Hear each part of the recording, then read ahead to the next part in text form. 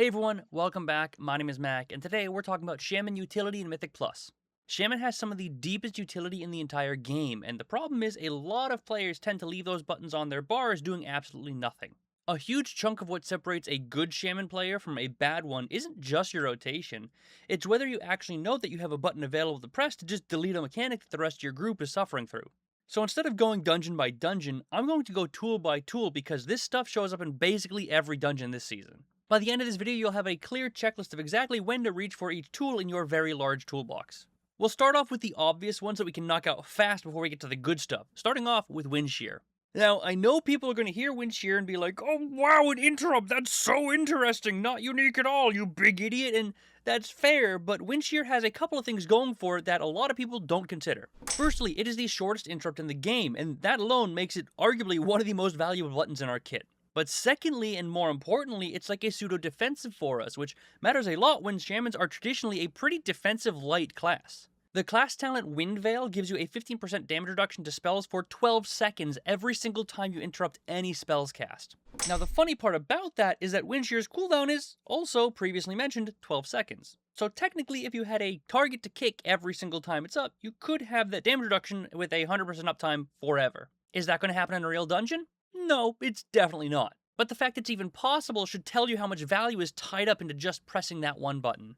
Next up we have Thunderstorm, our AoE knockback, and that is about as simple as it gets. It can be used as CC, a pseudo-interrupt, pushback, and really whatever you might need in any given moment. And there's a lot of great uses for it this season, specifically knocking the voids off of the first boss in Seat of the Triumvirate, or keeping the smudges away from the ads in Nexus Point Zenith, but there's plenty more. It's one of those buttons that looks stupid simple on paper, and admittedly, it is stupid simple, but it solves a lot of problems this season. And then there's the most obvious one with Bloodlust. I'll be real with you here, it's not as special as it used to be, especially now that 20 other classes can press it too, but it's still great to have, and if you're the only one bringing it, then it's just free value to the group that they don't have to find elsewhere. And finally, the last one before we get into the actual meat of the video is Sky Fury. This is our group buff, and on the surface, you're just handing out 2% mastery to everyone, which is great. But the part a lot of people don't consider is the auto attack bonus, getting a 20% extra chance for auto attacks to immediately strike again. For casters, that means pretty much nothing, but for melee, that is a real damage gain, and a couple of specs in particular care a lot more about this than others. Red Paladins and Rogues get a serious chunk out of those extra swings, just from how much their damage runs through auto attacks. And for Red Paladins specifically, it's even better because those extra attacks feed into their holy power generation, so you're not just giving them extra damage and attacks, you're speeding up their entire rotation. So while it's not necessarily utility, I had to talk about it because it does help Shamans fit really well into melee comps. But okay, enough about the obvious, let's jump into the real meat of the video. Purge is our offensive dispel. It strips a magical effect off of an enemy, and newer Shaman players probably don't even know it exists. In Magister's Terrace, it clears a whole pile of stuff in that hallway right before the second boss. You know, the hallway that wipes pretty much every single one of your keys? That one. Mysara Caverns is another one, where you can strip off those shields from the ghosts that pop for AoE damage. It lets us space that damage out so it's not a threat, and we can get those shields down fast so we can get on to the next mobs. It also pulls the shield off of the Dragonhawks in Windrunner Spire, and over in Seat of the Triumvirate, it takes the buff off of the Voidbenders. And that's not even all of the applications, they're everywhere. Once you start looking for purge targets, you realize that a lot of pulls have them. It's one of the highest impact buttons we have that doesn't do damage, so a lot of people just ignore it. But honestly, it is a must-have for pretty much every key this season, so make sure you don't sleep on it. But on the flip side of offensive dispels, we also have defensive dispels, with a couple of different options available to us. Our dispel output is genuinely really strong because Shamans can clean up a lot of different mechanics depending upon how we want to talent. Firstly, Poison Cleansing Totem. It is exactly what it sounds like. You drop it and it chews through poison effects on the group within range and a very high output. It's a choice node with Tremor Totem, so you can't run both of them, meaning you're picking the right tool for the right dungeon. Over in Windrunner Spire, it clears the Poison Spray dot off of the spiders, which is nice to have. It also helps the tank clear the Lasher toxins in Algrathar Academy on that first pull, which, as we all know, is the most dangerous pull in the damn game. Admittedly, that one's a bit more group dependent, but if your tank is struggling a bit, this is a real button to help keep them up. The other half of that choice node, however, is Tremor Totem, which removes a fear, charm, or sleep effect from your entire party. In Magister's Terrace, it cleanses the fear off of the Void Terror, which is nice to have as a recovery tool if things do get messy. It also pulls the fear off of the third boss in Windrunner Spire in case someone misses that mechanic, which is rare, but it does happen. But the play I really want to talk about here is in Algathar Academy right before Veximus. You've got those books that put people to sleep, and most groups just kind of suffer through it and kicking everything they possibly can, but the problem is, it has a bunch of purge cast mixed in with that monotonous lecture cast.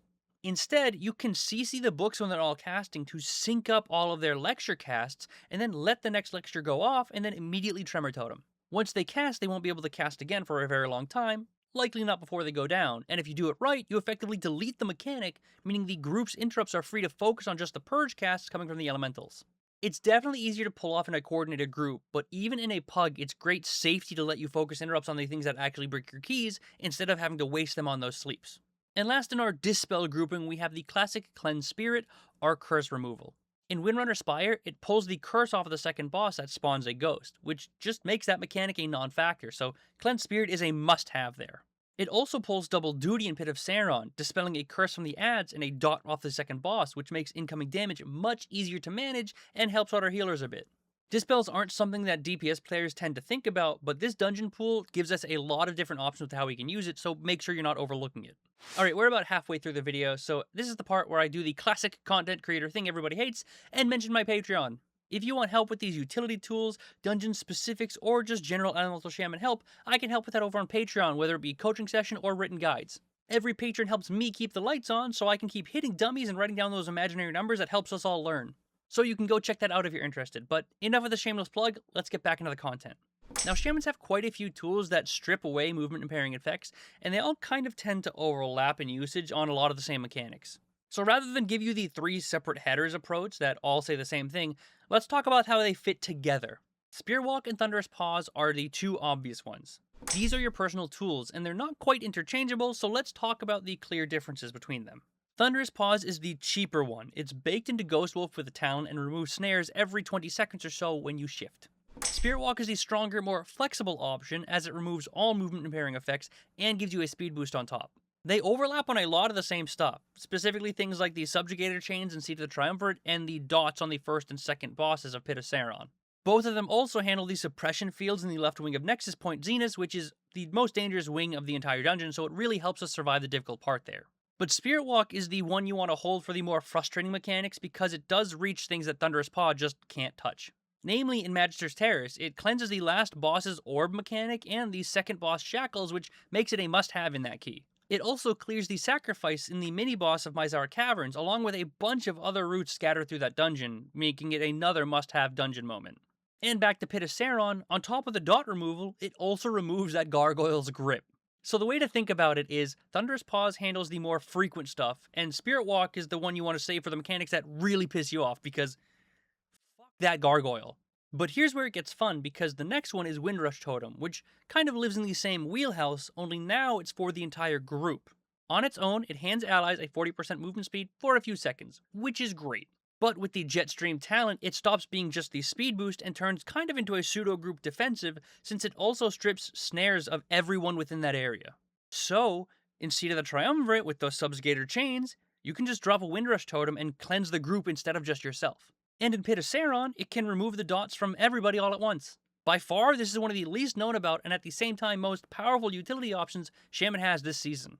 It's effectively a group Thunderous Paws for everyone, making it hyper important for higher keys pretty much everywhere you look. And now it's time for the last tool on the list with the flip side of everything we talked about. Instead of freeing up our allies, we're locking down our enemies with Earthbind and Earthgrab Totem.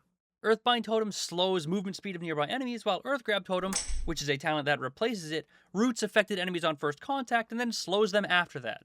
In Myzar Caverns, you can use it to lock down phantoms on Vordaza, the second boss. It also handles the smudges on the right side of Nexus Point Zenith, and over in Seat of the Triumvirate, it takes care of the Void Oozes on the first boss. It's the kind of utility a lot of people tend to forget about since it's not super flashy, but being the person who can stop a dangerous ad from reaching the group is way more important than people realize in higher keys.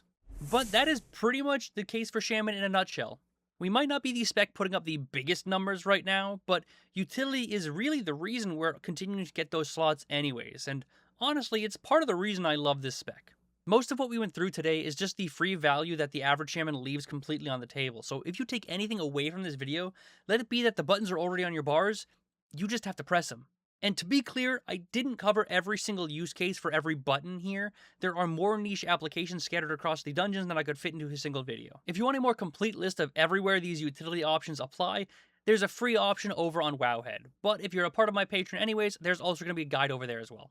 If this helped you out, make sure to like the video. It really does help the channel out a lot. And if you want more elemental or general WoW content, make sure to subscribe as well. Also, I've been streaming over on Twitch every now and again, so if you want to hang out, ask questions, or just watch while I do Raider Keys, feel free to stop by. And if you want to support the channel a bit more directly, I've got a Patreon linked below where I offer coaching and additional content, along with a Discord where you can talk about the spec, ask questions, or just hang out with the community. But yeah, that's all I got for this one, so thank you all very much for watching. I hope you enjoyed, and as always, I will see you in the next one.